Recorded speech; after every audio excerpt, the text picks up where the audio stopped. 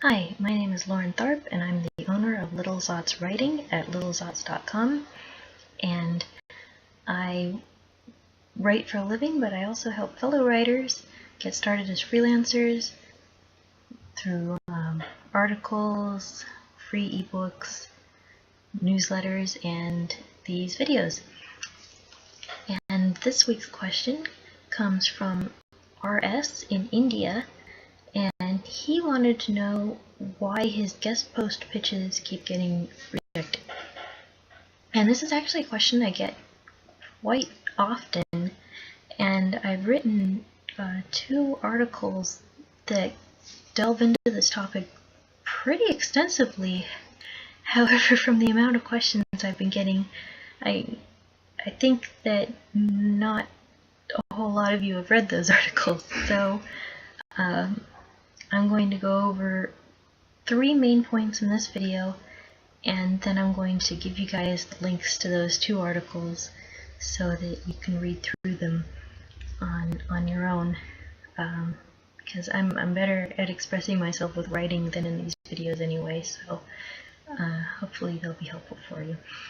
But for this video, I'll go over those 3 main points, and point number 1 for why guest post pitches get rejected is because the writer didn't follow the guidelines. And what that means is pretty much every place that accepts guest posts or guest articles, whether it's a magazine or a blog, they will have specific submission guidelines that if you know what's good for you, you'll follow. And I work at beafreelanceblogger.com, and I'm the person that people send in their guest post pitches to. And the guidelines for Be a Freelance Blogger are basically send in a little blurb, a short description, synopsis of what you would like to write for us.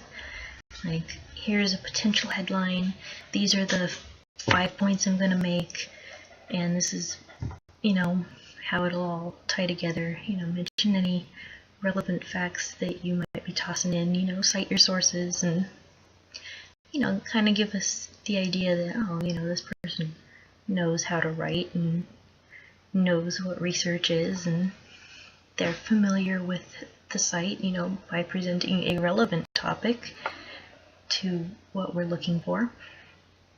And, that you tell us a little about who you are, and, why we should care, so that we're not just like, who is this random person? And then the next phase is, if we liked your simple idea, we'll ask you to send in the first draft. And then if we like that, we'll say, fantastic, let's go for it, let's publish this. And that's the process for Be a Freelance Blogger. However, the process for other sites might be different. They might want you to send in your first draft immediately, or they might want you to send in an even shorter synopsis, or maybe even just a letter of introduction, no synopsis at all. And the way you find out what they want in order to not get rejected is to read the guidelines. And if you're a writer, or if you would like to become a professional writer, you should know how to read. And so reading the guidelines should be simple for you. And if you can't find the guidelines, well, then you need to dig a little harder. And researching is also part of your job as a writer. So there aren't really a whole lot of excuses to not follow the guidelines. And the second one, which I didn't cover in either of my articles, I grazed upon it in one, but I think I should go a little deeper into it because it is a bit of a problem, is don't drive your editors crazy. For instance, just this week, a woman wrote in on the weekend, and I'm not at work on the weekend, usually not at my business and definitely not at anyone else's business. And she said, here's my pitch. The next day she wrote again, why haven't you responded to my email? And then 5 hours later, another email saying, if you don't respond to my pitch in the next 24 hours, I'm going to take my article elsewhere. It's like, well, it seemed like this woman was about, 2 seconds away from cutting letters out of a magazine and sending me a ransom note for this supposedly super great article. Like a crazy person.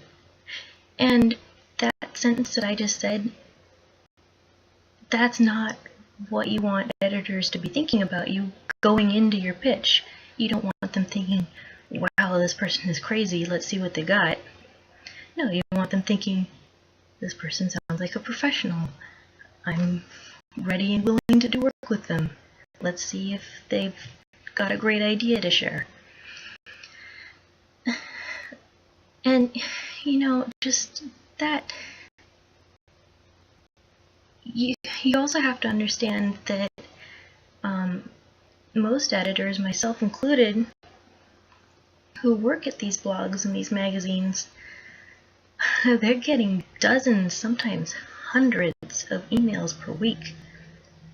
And they have to go through them all and respond to them all. And there's just so much. And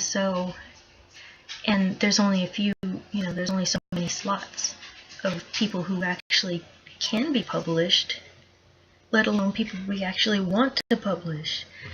So to act like you're more entitled or more special or just, more deserving than any of the other hundreds of writers that have written in by writing to the editor again and again and again, like demanding that you get published, it's very off-putting. And well, fortunately for her, my tolerance for insanity is fairly high. Unfortunately for her, the topic that she presented wasn't even relevant to the blog that she was applying for, and which goes back to follow the guidelines and just use common sense and know what you're doing. And which brings me to my third point, and that is the bottom line is, even if you're totally batty, even if you mess up on the guidelines a little bit, what editors care about is that you have a great idea and that you have the talent to follow through on it. If you can present an idea that makes the editor just go, yes, I have to have it, this is perfect for this blog or this magazine, then the little things will probably slide. And that's it. I'll put the links to the other things. I listed like 9 other things that can get you rejected, and several other ways that you can help yourself get accepted. And I hope it helps. Good luck.